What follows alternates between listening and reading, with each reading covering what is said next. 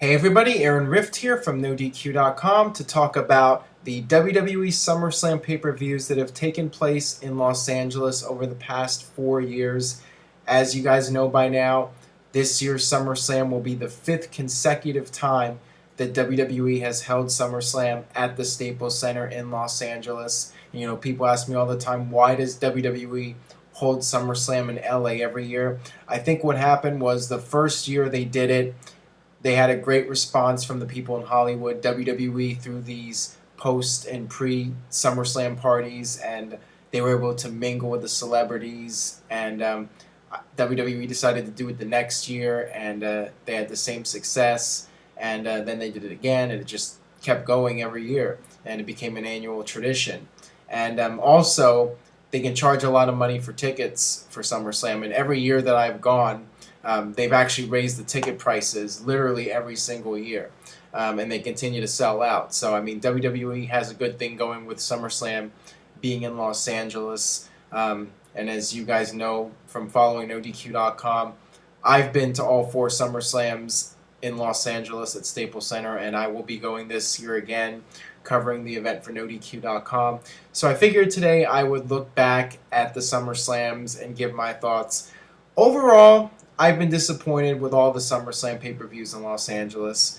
I go in with the attitude that this is the second biggest pay-per-view of the year, and WWE even mentioned it on Raw this week with Triple H, where he said SummerSlam was the second biggest show of the year. So I'm expecting a really good pay-per-view, and every year I'm left disappointed. Let's start off with 2009. Looking back, there's really only two moments that I enjoyed from the SummerSlam pay-per-view that year. First off, the main event, CM Punk versus Jeff Hardy TLC match.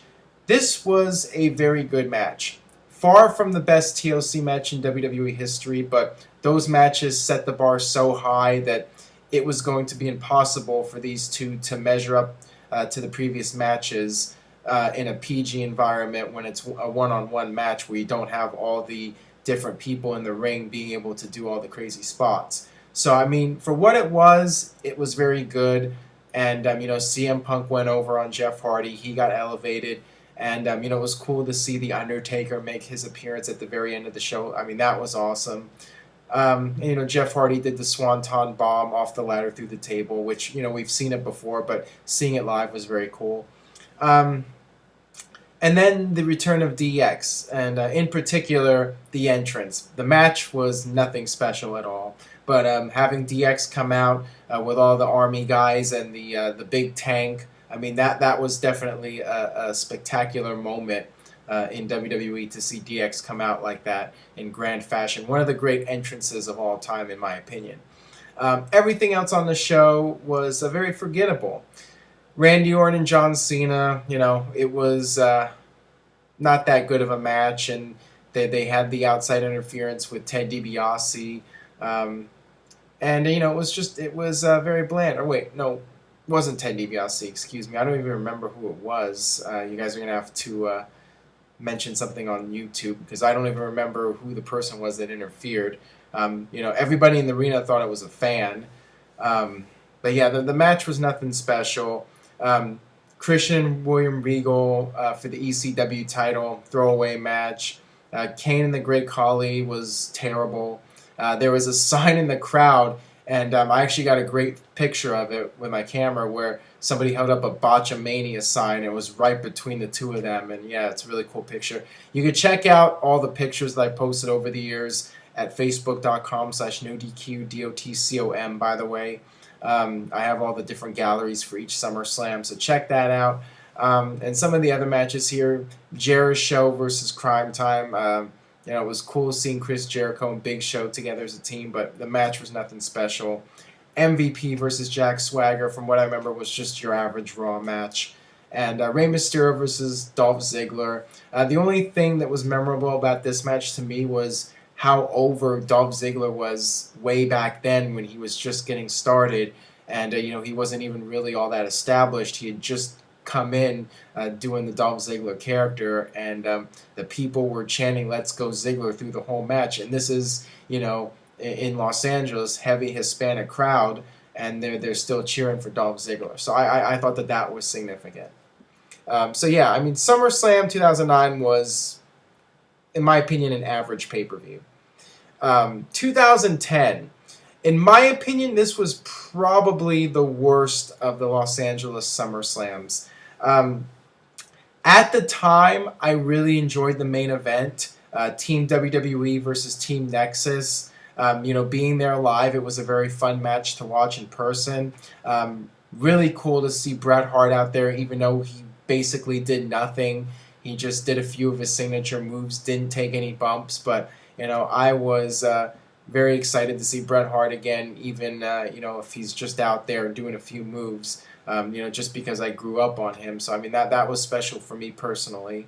Um, and looking back, I mean at the time when John Cena won the match, I was like, you know what, the match was still really good. I'm not going to let the outcome ruin the match for me. But looking back, that was, in my opinion, the wrong decision to have John Cena win that match. It really hurt Nexus after that pay-per-view, and they really could have benefited from winning that match. Instead, John Cena won, and they never really regained the momentum that they had before SummerSlam. Kane versus Rey Mysterio. Undertaker came back in this match, and it was nothing special because he'd already returned the previous year at SummerSlam, and Kane ended up beating him down, and that just the crowd didn't want to see that. They wanted to see Undertaker kick Kane's ass. Randy Orton versus Sheamus ended in a DQ, which, if you've been watching my videos, I'm not fond of DQ finishes on pay-per-views. I think it's cheap. And, this match was very standard for a world title match. They really didn't do anything out of the ordinary. Big Show beat Straight Edge Society. Just another throwaway match. Didn't do CM Punk any favors whatsoever. Melina versus Alicia Fox, just another Divas match.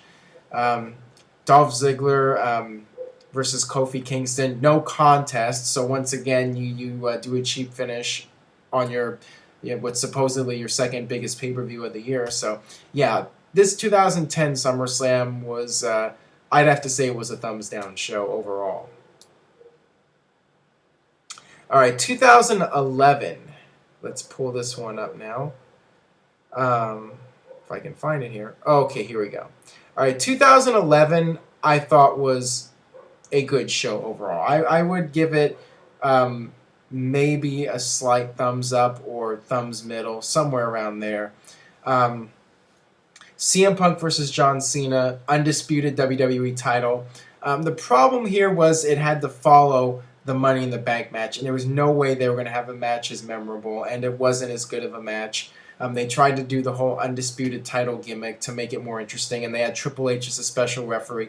The problem is that John Cena won the interim title after CM Punk won it and Money in the Bank and left the company, and then CM Punk just returned, and that was the end of it. CM Punk was just back to being a regular guy on the roster, and it was a good match. I mean, the crowd was very much into it. They were definitely behind CM Punk here, and he won the title. I guess I when I was there live, I thought Punk beat him just straight in the middle, but apparently Cena had his foot on the rope and Triple H didn't see it or something. I don't remember the circumstances. I'm not even sure I've seen this pay-per-view on video. I think I only saw it live.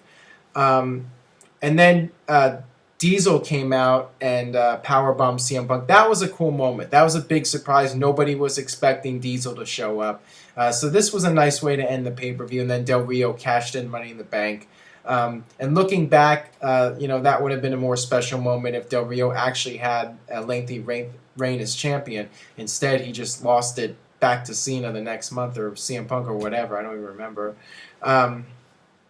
Randy Orton versus Christian was a very good world title match. I have to say, those two guys never had a bad match, and this was a really good match. Not the best no-holds-barred match by any stretch of the imagination, but the two of them worked really hard and had a very strong match.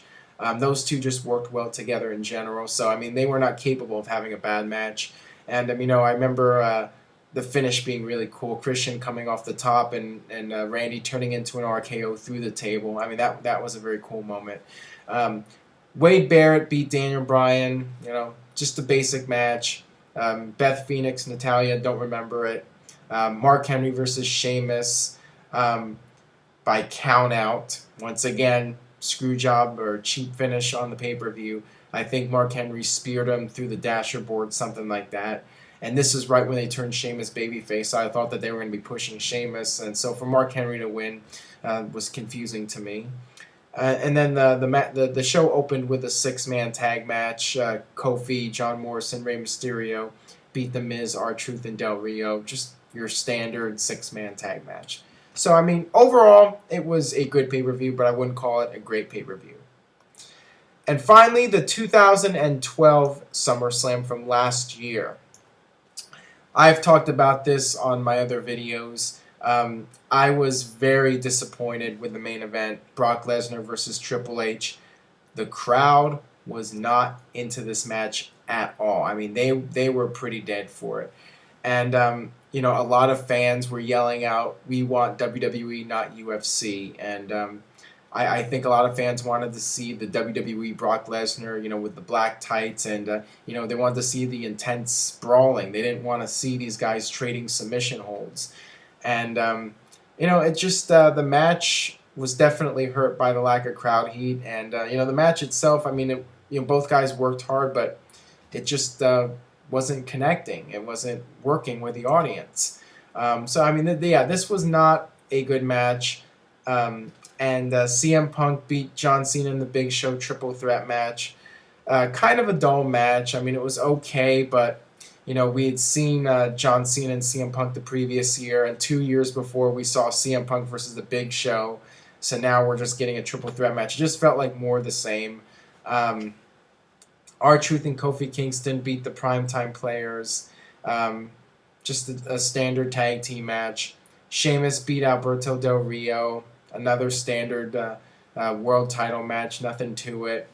Miz beat Rey Mysterio. Don't even remember these matches, and this was just a year ago.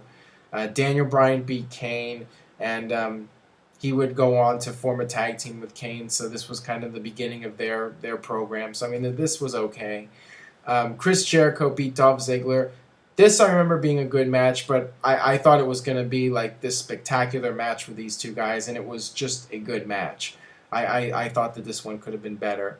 This was overall a really disappointing SummerSlam because I definitely had high expectations for this one going in. So that leaves us with this year's SummerSlam. John Cena versus Daniel Bryan for the WWE title. A lot of fans want to see Daniel Bryan win the title. So, I mean, if he wins the title, this could be a very memorable SummerSlam just for that alone because the fans have been, behind Daniel Bryan for years, and he has more momentum than anybody in WWE right now. It's going to be a huge disappointment if Cena beats him. I mean, that will be a huge letdown just because it's the same old thing over and over, and WWE really has the opportunity now to pull the trigger with Daniel Bryan and put him over the top. So I'm hoping Bryan wins this. And the other main event, CM Punk versus Brock Lesnar, I think has a lot of potential. I think it will be a better match than Brock Lesnar versus Triple H. And let's hope so. I mean, those two can have a really intense match against each other. And the storyline going in with Paul Heyman has been tremendous. So, I definitely have high expectations for this one. So, will this SummerSlam, will 5 times be a charm? That is the question. I'm hoping so. I will be there at Staples Center covering the event for NoDQ.com. So stay tuned to NoDQ for all the very latest. Check out the pictures, as I mentioned earlier, Facebook.com/NoDQ, DOTCOM. And follow me on Twitter because I will be tweeting from Staples Center during the show, Twitter.com/NoDQ, DOTCOM. And if you are going to be at SummerSlam or you will be in the LA area that night, after the show, we're having a post-pay-per-view get-together at Hooters across the street. So if you would like to RSVP, message me at Facebook, facebook.com/AaronRift.